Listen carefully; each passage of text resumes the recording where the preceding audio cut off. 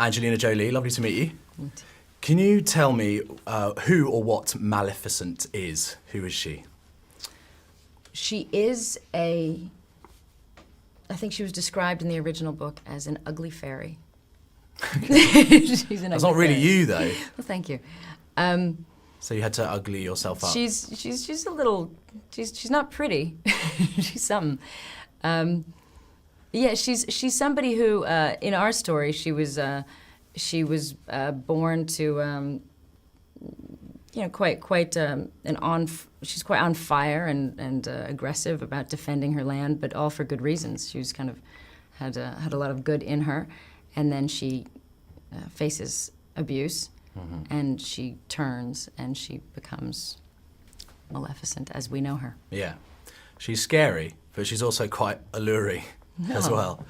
So I don't know how much of that, like you wanted to come across. I know that you had quite a hand in the costume. You sort of wanted to, that you were quite passionate about the way she looked. So were the horns and things your idea in the... Well, the horns were, from the original. So much of her was just from the original, and I think we just wanted to make sure, my big note to wardrobe and costume was to not basically turn her into somebody else and to give her new costumes.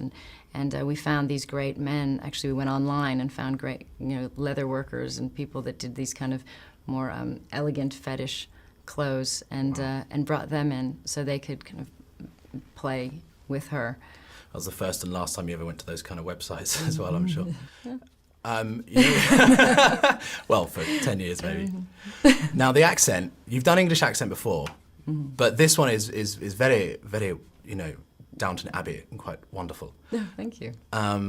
Now, how much of that did you do when you were sort of like ordering pizza or I'll have a meatball marinara at Subway? Jeez.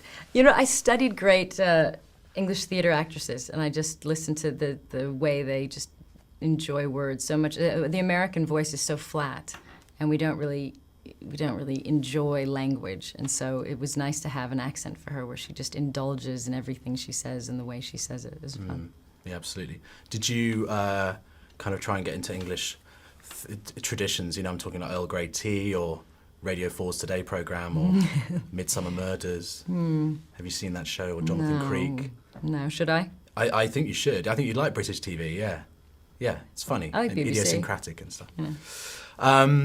When you're making a big epic like this, and there's lots of special effects, I was asking Elle, is it kind of, do you cringe a tiny bit when you're trying to act all epic when you're surrounded by just a green screen in the background? Because it just feels very mechanical. I think for me, one of the funniest things actually was that I couldn't see my magic. So I would have this, you kind of do this, but you don't know what you're doing because you don't know what's coming out of your hands. And they could put like little rabbits if they wanted to, so you don't know. Yeah. You kind of have this, and so that was weird because you have no idea what's... And it's silent as well, isn't it? Because all that is added It's silent and it's empty, and you're whirling around a bunch of green something that, nothing really. You're playing with nothing. So. And of course, your daughter Vivian's in it as well. Spectacular. Do you think she'll get a bit diva in her next movie? Do you think she'll want a trailer and and she'll have special catering demands? Yes, she was heading in that direction. Did all your family come down and support you? Was it quite nice to sort of see they mummy were and there. daughter?